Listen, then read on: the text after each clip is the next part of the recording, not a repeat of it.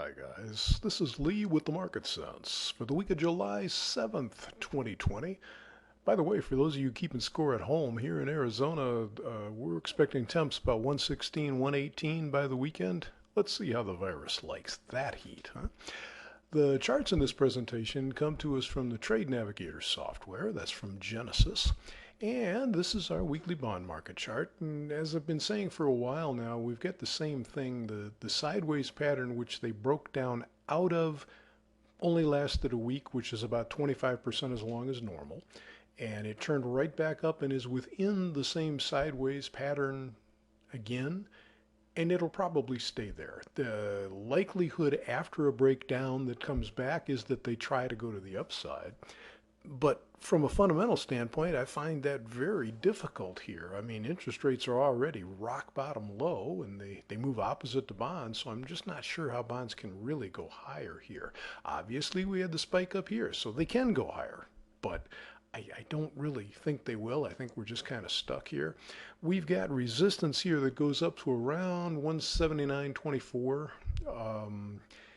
The support at 176.06 doesn't appear likely to be struck this week, although I don't really know.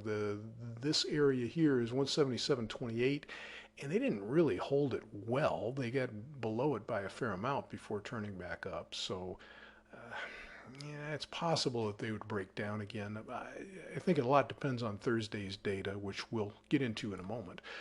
Stocks are sort of doing a similar thing here in that they seem to kind of be setting up a sideways pattern after this amazing rally off of the low. Um, this Sunday night, they gapped up Sunday night and then just kept going up Monday and into Monday night. And then they kind of just as suddenly turned and came back down again. This resistance up here is around 31.86. They only missed it by a couple points. We might need to call that close enough for government work, I think. But they could still go higher. I'm not ruling that out. The support is around 30.60 is this middle moving average here. And I'm going to tell you about support down at 29.67 also, because there's really no telling what they might do. I think the big key for this week is actually Thursday's economic data, which is just the weekly employment report, the weekly unemployment claims, actually. Last week's monthly claims was kind of old data. The data was collected before so many places started shutting down again due to the virus. And so this week's weekly data will give us a much more current picture of how many people are out of work again.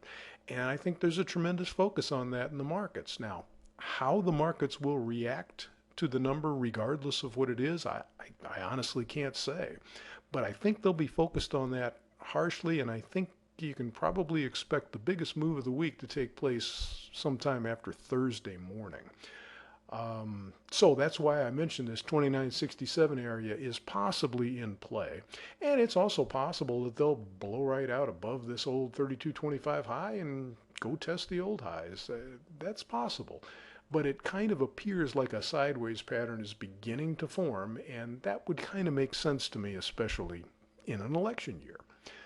So that's what we've got for you today. I hope you can find something profitable